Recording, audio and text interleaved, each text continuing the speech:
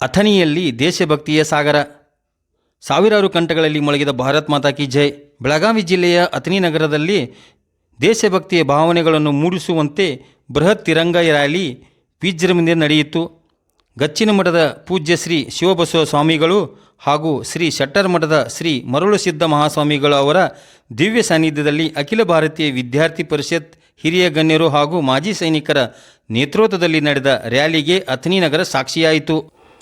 ಐತಿಹಾಸಿಕ ಗಚ್ಚಿನ ಮಠದ ಆವರಣದಿಂದ ಆರಂಭವಾದ ತಿರಂಗ ರ್ಯಾಲಿಯಲ್ಲಿ ರಾಷ್ಟ್ರಧ್ವಜ ಹಿಡಿದು ಸಾಗಿದ ವಿದ್ಯಾರ್ಥಿಗಳು, ಯುವಕರು, ಮಹಿಳೆಯರು, ಹಿರಿಯರು ಹಾಗೂ ವಿವಿಧ ಗ್ರಾಮಗಳಿಂದ ಆಗಮಿಸಿದ ಸಾರ್ವಜನಿಕರು ದೇಶಭಕ್ತಿಯ ಉತ್ಸಾಹವನ್ನು ಮೆರೆದರು. ಕೈಯಲ್ಲಿ ತಿರಂಗ, ಕಂಠದಲ್ಲಿ ಭಾರತ್ ಮಾತಾ ಕಿ ಜೈ, ವಂದೇ ಮಾತರಂ ಘೋಷಣೆ, ರಸ್ತೆಯುದ್ದಕ್ಕೂ ಮೊಳಗಿದ ದೇಶಭಕ್ತಿಯ ಜಯಘೋಷಗಳು ಇವೆಲ್ಲವೂ ಅಥಣಿ ನಗರದ ವಾತಾವರಣವನ್ನೇ ದೇಶಪ್ರೇಮದ ಬಣ್ಣದಲ್ಲಿ ಮಿಂದೇಳುವಂತೆ ಮಾಡಿತು.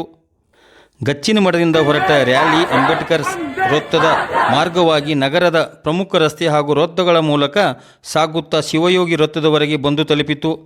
ರ್ಯಾಲಿ ಸಾಗಿದ ಮಾರ್ಗ ಉದ್ದಕ್ಕೂ ಸಾರ್ವಜನಿಕರು ಕುತೂಹಲದಿಂದ ವೀಕ್ಷಿಸಿ ದೇಶಭಕ್ತಿ ಈ ಕಾರ್ಯಕ್ರಮಕ್ಕೆ ತಮ್ಮ ಬೆಂಬಲ ವ್ಯಕ್ತಪಡಿಸಿದರು.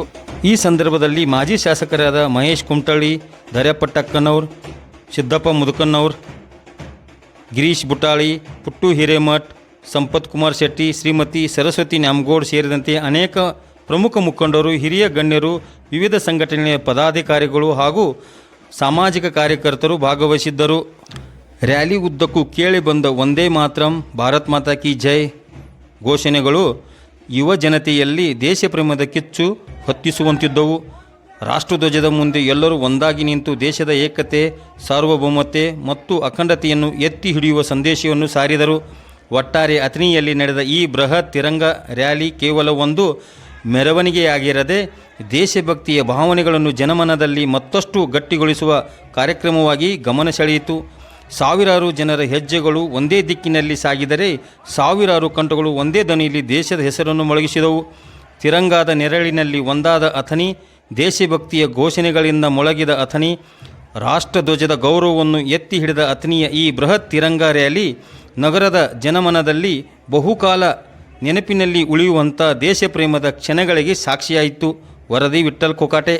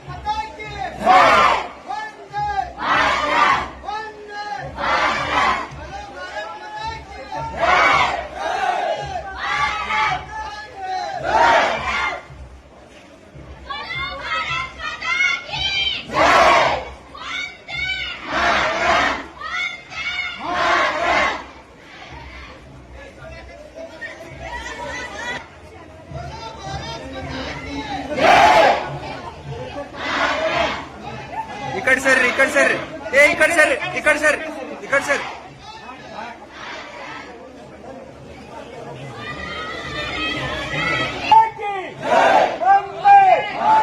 वंदे